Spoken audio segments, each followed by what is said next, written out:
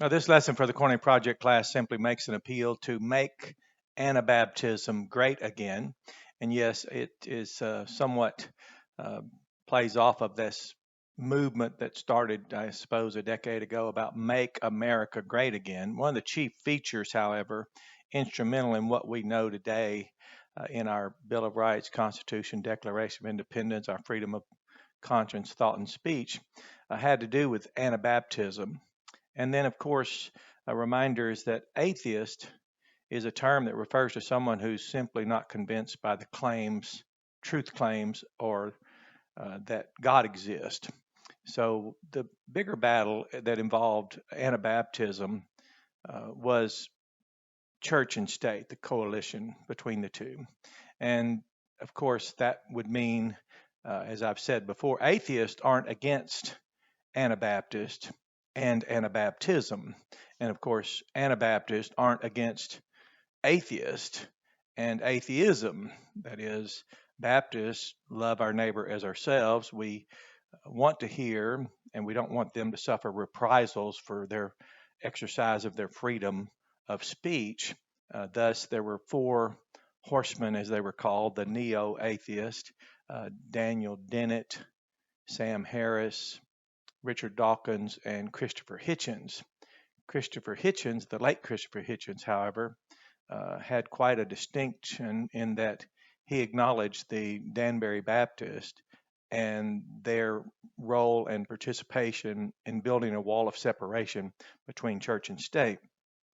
In a previous video, I was mentioning the modern, popular, very recent phenomenon of cosmic skeptic, which is AlexO'Connor, rationality rules, and I don't remember his name at this moment, and then Paulogia.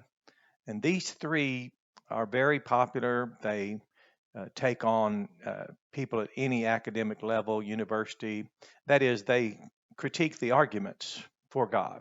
And in this class, and we know this, that as rational beings, there is no such thing as an infallible argument as a proof for God. God would then, I suppose, have to inspire an argument, and we certainly wouldn't expect that. So if you posit any argument for the existence of God, you just simply open that up for someone to notice the fallible features.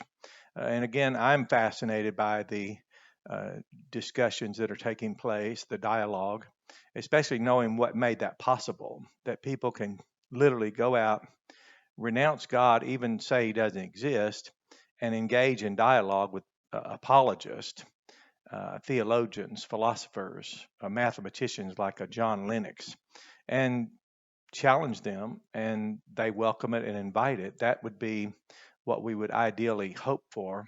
And yet, how did that originate? So I just simply ask that in light of the arguments against the Bible and its credibility, its textual variance, unreliable authorship, the inability to prove exactly who wrote which book when, that they claim that there were no eyewitness accounts. The books were written much later. They say it took over 1,500 years of time, 40 different authors, three different languages, multiple genres. So I just went ahead and doubled down, so to speak, and said, well, let's not forget they were fallen, finite, fallible, mutable, sinful men as well. And then as a person involved in two different manufacturing companies, the incoming raw material and its quality is essential to the output. And then the process has to be assured through control measures, and you have to have key performance indicators throughout the process to assure that it's conforming, because in each step of the process, more value is being added to the raw materials as a product is being assembled and materializing each step of the way with more work, more processes, more formation, for example, to its final end, so that you can assure. And for example, in one manufacturing, it involved ballistics. So not only did the product have to meet physical features like a bullet, but it had to perform under phenomenal circumstances, under high pressure and velocity. And then at certain yardage and ranges, it had to hit within so many predetermined inches on a target. So it was quite phenomenal to take raw material and end up with something that could perform so exact. And yet I simply posited, well, how then would we have the Bible at all as we know it and study it? And even atheists today make quite a living off critiquing it, studying it. A Bart Ehrman, for example, his entire life is centered on the Bible and the studies of it. And he makes quite a livelihood out of it, a living, literally, and a great economy. It has emerged out there through social media platforms. So let's return to our discipline and language class, and then I'll read some things and make a conclusion, because there are things that really are more difficult to explain. For example, how did we get this book? According to all the critics of it, how did it become into existence, which is almost becoming more difficult to explain than how was the world universe, that is. So here's Genesis 1:1, and we just simply took our very elementary truth about the scriptures, and we noticed that if we just stopped and took the numbers that were assigned to the alphabet, and then over periods of time, these numbers, and as this book came together, we could take the Hebrew text, which anyone can do that, especially with computers today. We're trying to remain engaged in interacting with the text, and we want to retain our work and do it the old-fashioned way is what I'm trying to do here. And then in points of controversy, find some energy for why would it be worth studying, let's say, Hebrew and or Greek. And that was what we were trained in, is look for the energy, go to those texts, bring the people who have the energy, and then help resolve if it's a conflict or controversy. And then that's what we're doing. So in beginning, God created. So we have the beginning of the universe. We have the event of creation. We have God as being the one doing it. So we've covered much already. We have this sign of the direct object when the object is definite. And then we have ha, sha, ha, sha, ma, ha, sha, ma, yim. There we go. So that's the heavens. And then we have this, the eighth. There we go. And just freehanding. So if you see a mistake, that's preferred over not wanting to freehand it. The eighth, and then we have haaretz. There we go. There. Now let's just plug in these very simple numbers. 1, what is this? 300, 400, 10, 200, 200, 1, 5, and this is 90. And then we just continue to plug those in. It just takes a few minutes, but it's again true to our discipline before we do the rest of our class. And we don't want to skip our discipline. If you've stopped doing your Hebrew or your Greek and you've stopped writing it out, really return to that as soon as you can and enjoy how quickly it can be returned to you. This is 30, 31, 400. And this is 5, and then we already had it 300, 40, 40, and then 10, of course. And these are just this elementary math. It's not like we're doing anything. It also gives it a little more credibility because we don't have to be accused of whatever someone thinks we're always up to a trick. Well, that's fine. If you don't have an argument or you don't really want to engage something, that's fine. Most people don't. So here we have 4, 3, 9, 13, which that's obvious, 203. Then we have 70. Oh,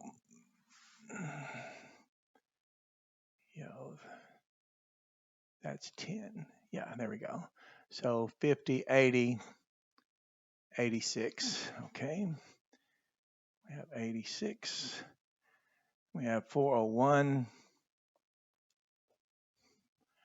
And then we have 395. And it should be 407. This is very common. The more you use it, it'd be just easy. 296. And that's 2701. You can check that out. And then, of course, we can go to an entire different genre now. Proverbs 3:19. Remember, 19 plus 3 is 22 is a mnemonic. Remember, there's 22 letters, the Hebrew alphabet. And then we can take this word wisdom that speaks of creation. In wisdom, how God laid the foundation of the earth. There we go. There we go. Now there's standard value. And there's ordinal value, which just in the order that the words appear. This is 5 in both cases. This is 8 in both cases. This is 11. This is 13. Wait a minute, wrote it up there where the vowel pointing would go. So 5. And then here we had 40 again, 40, and then 20. So we have 68, 73. So let's just bring that over here, 73. And this one is 18, 29, 37. And I was just showing this as anyone could. And then noting this is the 21st prime number. This is the 12th. That's also inverted. These are inverted reciprocals, we would call it. And when we multiplied it, these equaled 2701. So it's quite remarkable. You can go through the Bible in its languages, and then just to punctuate it, finally, Genesis 1:1, the number pi can be tabulated from that. And then in John 1:1, the number E. And you notice we use letters for numbers, so it wasn't like we've come up with something that wasn't already there. But here's a book, for example, The Churches of the Valley of the Piemont.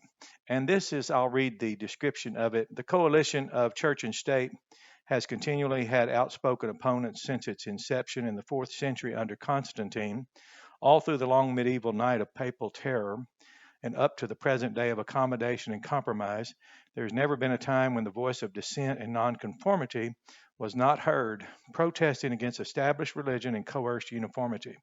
The most prominent target of that protest has been the arrogant usurpation of Christ's kingly authority and headship over his churches and the souls of men. Now, churches refer to ecclesias. For example, I pastor an ecclesia, and we are go all the way back to the days of Christ. We believe the Gospels are historical, just as people believe Genesis is historical.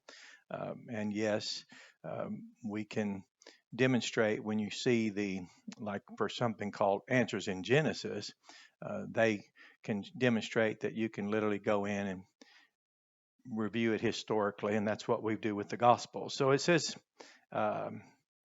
his churches and the souls of men, that is the usurpation of Christ's authority. And he says this usurpation was by Roman Catholic. Now that's Catholic state or Catholic religion established by the state. Anglican, Lutheran, Presbyterian, or any other. As it has been, so shall it ever be. This enduring testimony of dissent, this genuine Christian nonconformity, arises as the inevitable response of the Christian soul to the internal witness of the Spirit toward the truth and supreme authority of God's Word. Now, in an ecclesia, the ecclesia is called a spiritual house built up with living stones, speaking of us as believers who have been quickened by the Holy Spirit, to offer spiritual sacrifices. And the Bible says the ecclesia is a temple of the Holy Spirit. It's a body of Christ, and it's the Father's house. So that is why and how we've been guided throughout all the centuries. Jesus said he would not leave us as orphans, but when the Comforter comes, he would lead us. Consequently, it says, The origin, nature, and history of Christ's churches can never be adequately discerned or explained apart from some grasp of the biblical truths advocated and defended throughout the history of genuine Christian dissent and nonconformity. As Dr. J.S. Whale, former professor of ecclesiastical history, Mansfield College, Oxford University, and president of Chestnut College, Cambridge University, said, dissent not only from the centralized absolutism of Rome, but also from the state establishments of Protestantism in the Old World is an historic fact of enduring influence. To account for the tradition of liberty in the free world of today without reference to dissent would be to read modern history with one eye shut. And this description and summary of this book, which was by Samuel Moreland, investigative journalist, he went out and made an account of these atrocities. This was made possible by the Baptist Standard Bearer, and I'll put a link to that. And then, of course, continuing, have this summary, this very brief book, The World's Debt to the Baptist. And in it, it spoke of, made a comment about John Wycliffe, 1320 to 84. It says, was in his latter life essentially a Baptist. He denounced the Roman Catholic Church and was in turn denounced by it. Now, if a state-established religion, like for example, I can talk with Catholics, that is here even in this community, and across the street from where I pastor, where our building is located, there's a Catholic building. Like they have cathedrals, Jewish ones have synagogues, and Islamic faith has mosque. We have a facility to facilitate our engagements. We go in, we have an assembly, we there worship in spirit and truth. The Bible is our rule of faith and practice. Again, we recognize no one between us and God, since He's the Father of Jesus. Only Jesus is the head of our church. We receive His guide, His instruction. We really emphasize His teachings in relationship to each other, and as we covenant together, we deliberately live according to those, and of our own volition, being persuaded by the same one, that is Jesus, who persuaded us to believe in Him and His promise of everlasting life, literally His decree of everlasting life for all those who are believing Him. We're persuaded by Him to follow and come under the authority of His headship as He is our King. And it says, but notice it says his opinions were condemned by the University of Oxford and his followers persecuted. Now, why the persecution? It's what happens when people have the power to do it. He preached against infant baptism and believed in immersion. The main characteristics of his preaching was his antipathy to formalism and an insistence on inward religion. His translation of the Bible became very popular, and he organized a body of lawlords to spread his teachings and circulate his translation of the Bible. Now, it says the opinions of Wycliffe were much nearer the Baptist position than that of any other body, and he held with the Baptists in their contention for the translation and circulation of the Scriptures. And it says, Bancroft says of him, he gave England the Bible in the vulgar tongue. A timely death could only place him beyond persecution.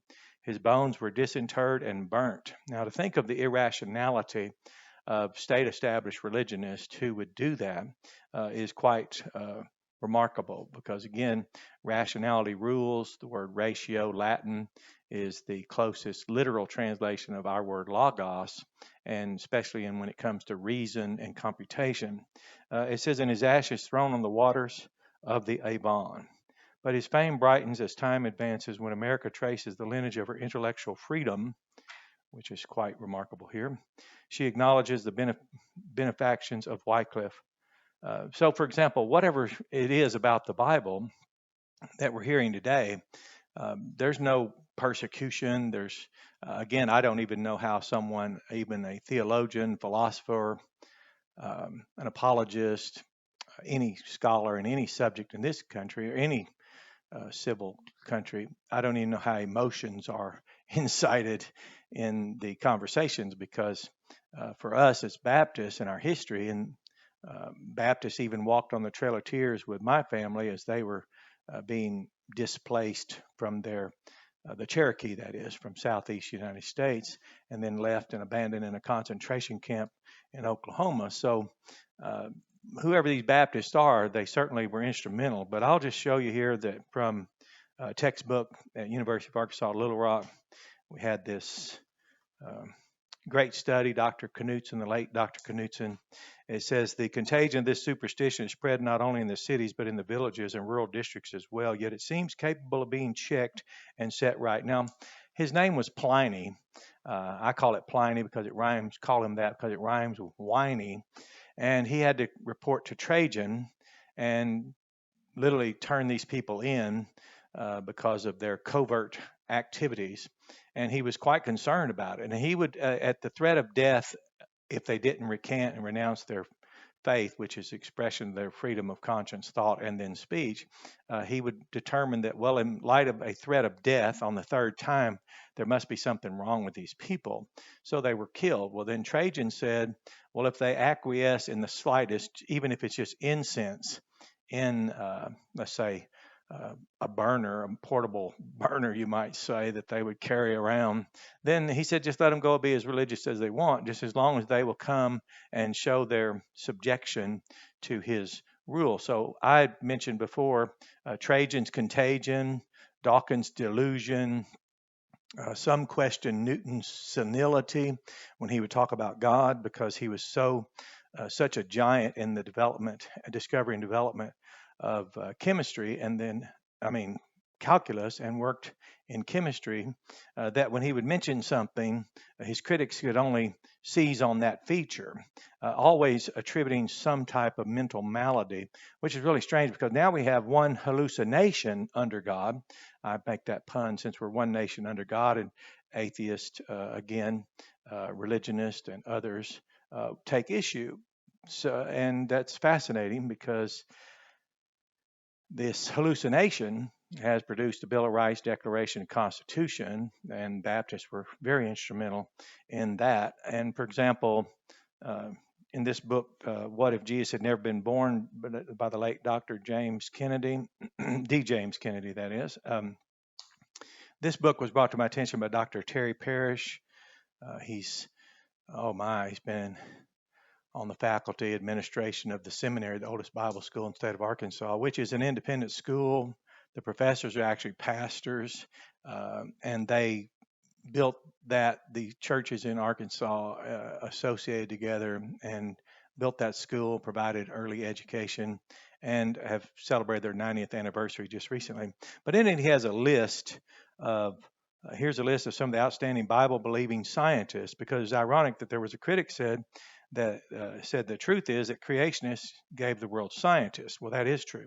What was being advocated by an evolutionist, whatever that is, he made the incredible claim not only that creationism wasn't scientific, but that creationists, therefore, were not scientists. And Richard Dawkins, the most famous of the four horsemen, as they were called at one time, he said and conceded in a debate with John Lennox, the mathematician, who is an apologist and a scholar, of course, but he conceded that, yes, science originated from theology. So science is theological and evolution is not scientific. But here's a list, and it goes on: calculus, of course, by Newton; chemistry, Robert Boyle; comparative anatomy, computer science; dimensional analysis, dynamics, electronics. Well, I'll just show you the list. It's a great list here.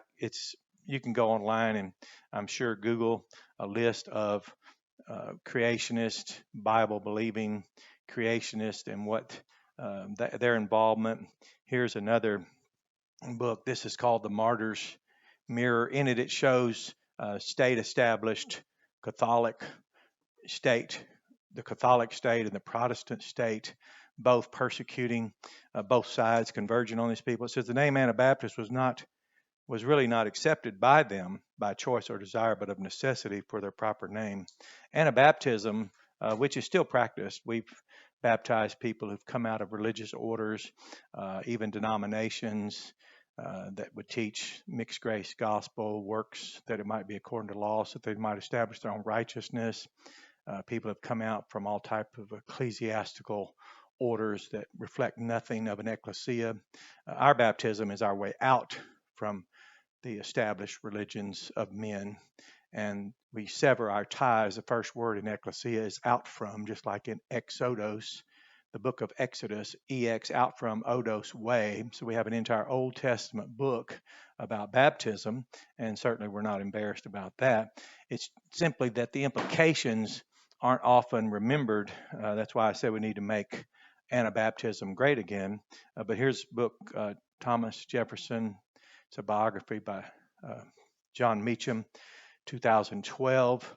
He's a Pulitzer Prize winning author. And of course, we have God and politics were on Jefferson's mind on New Year's Day, 1802. In Colebrook, Connecticut, in October 1801, the Danbury Baptist Association had assembled to applaud Jefferson's views on religious liberty. Jefferson, in reply, offered a testament to freedom of conscience that unsettled his Federalist foes, believing with you that religion is a matter which lies solely between man and his God, that he owes account to, account to none other for his faith or his worship, that the legitimate powers of government reach actions only and not opinions. So you do have freedom of conscience, thought, and speech, but we don't have freedom of actions. That is, we can infringe upon another's freedom through vandalism, violence, and all the other things. It says, I contemplate with sovereign reverence that act of the whole American people, which declared that their legislature should make no law respecting an establishment of religion or prohibiting the free exercise thereof, thus building a wall of separation between church and state. So we built a wall. Those of us who then were suffering that hallucination, as you will, and suffering that delusion, as Dawkins says, and as Trajan would say, that contagion. And then I was just going through a bookstore, and here's a book about Einstein. Of course, he was Hebrew.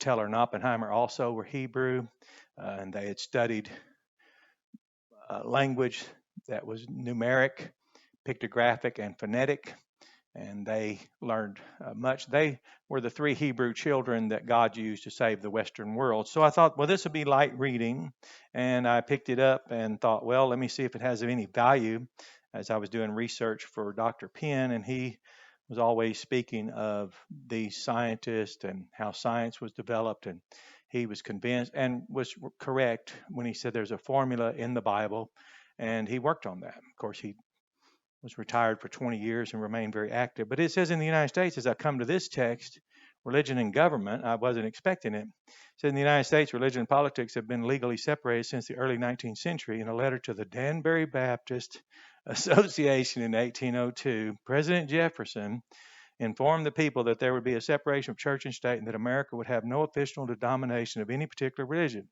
Since the writing of this famous document, church and government have been at least nominally separate throughout America's history, and religious freedom is one of America's defining characteristics. It then concludes that it was no accident that Einstein ended up in America, similar to Christopher Hitchens became an American citizen. By moving to the United States, he was free to practice, or not practice as the case may have been, Judaism as he saw it. More importantly, perhaps, he was free to continue his life's work without having to fear religious persecution.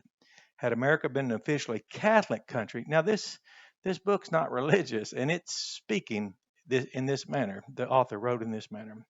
Had a Catholic country, for example, Einstein might never have immigrated here, or his activism might not have been tolerated.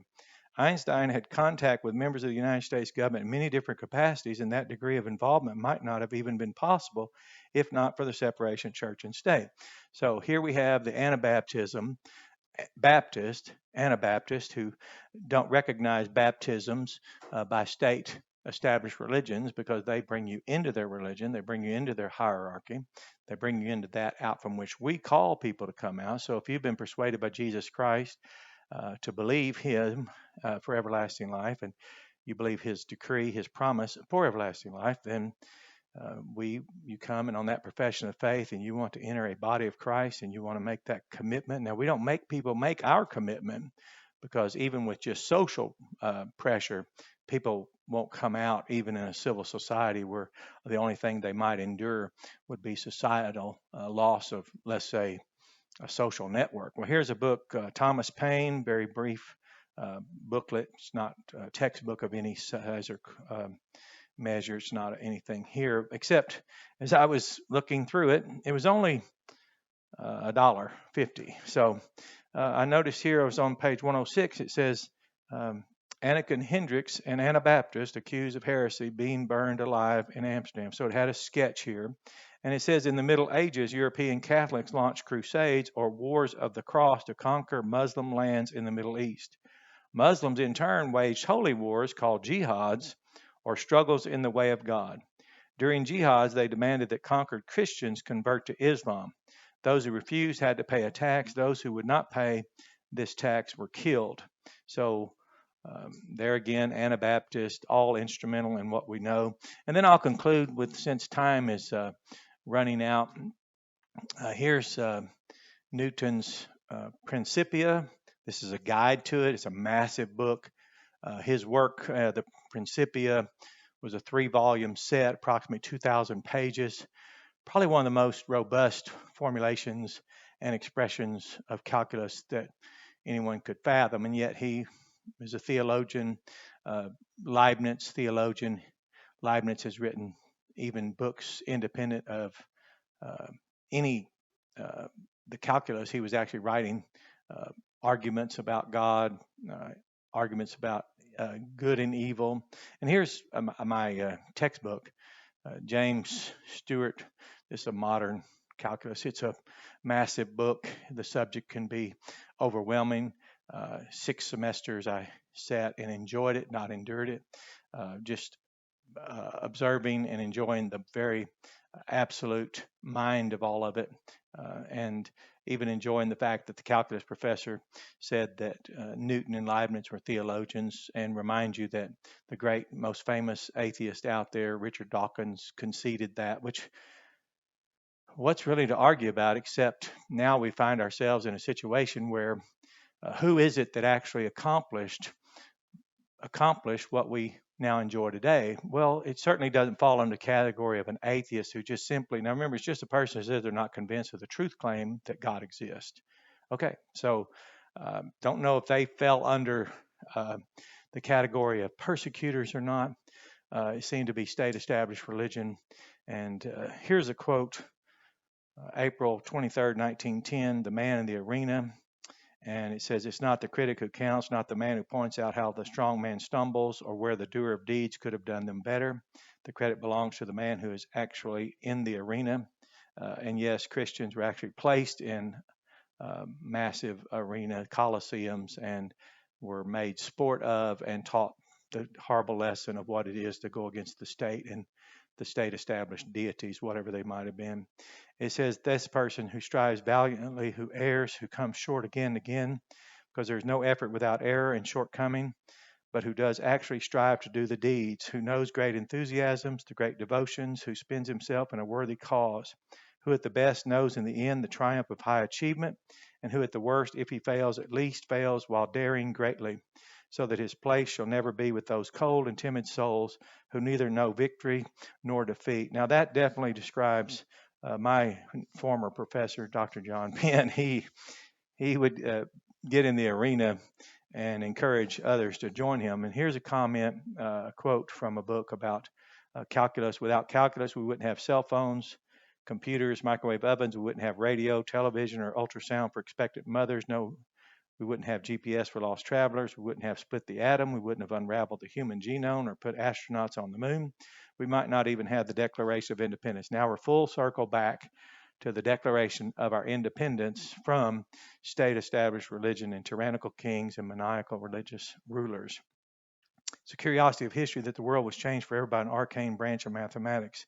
And then he goes on to say the essence of the answer lies in a quip that the physicist Richard Feynman, the one famous for solving the Space Shuttle Challenger cause for the crash and destruction of it, he asked an investigative journalist who went to Caltech to interview, he said, do you know calculus? The journalist said no. He said, you better learn it, said Feynman. It's the language God talks. And he went on in this book, the writer said, maybe God made it that way. That is, the earth that way, the world that way, the universe this way, saying for reasons nobody understands, the universe is deeply mathematical.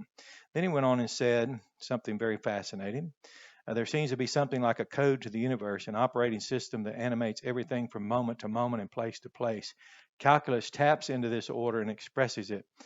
Isaac Newton was the first to glimpse this secret of the universe. So I'm not sure what would be the argument.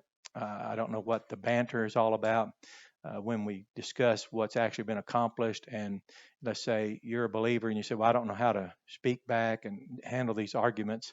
Well, first, if you want to be an ambassador, let's say, and then an apologist, education that you're free to study. You can even go to MIT OpenCourseWare, study any subjects you want. You have the lectures, you have the text, you have the study notes, you have sample test. I mean, there's nothing we lack if you have the energy and interest in pursuing it.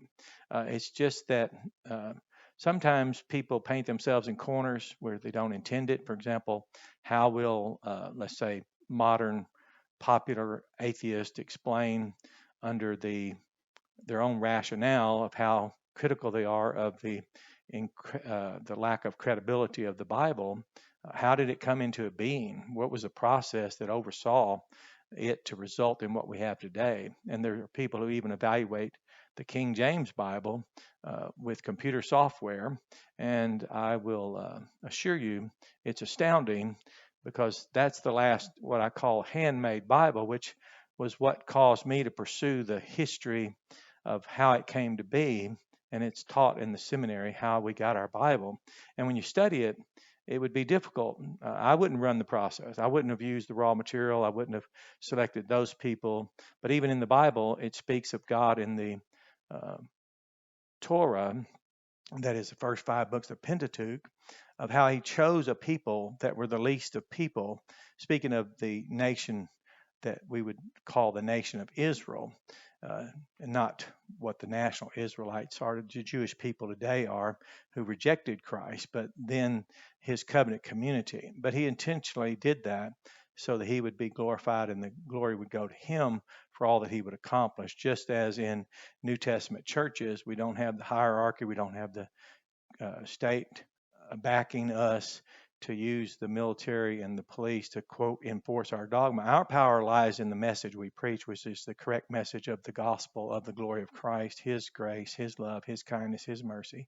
And when we preach that, by that and that freedom to do that without reprisals and persecutions and all the horrors of being burned at the stake for trying to translate it, and being burned at the stake for being a nonconformist and all those other things that we know throughout history. The power is in the message. We wanted the freedom and have it by God's grace and the willingness of people to come out and be baptized, even when they were subject to arrest in this country in its early days in the colonies, for preaching the gospel and baptizing those who believe without a license. So you have a blessed day and enjoy this lesson.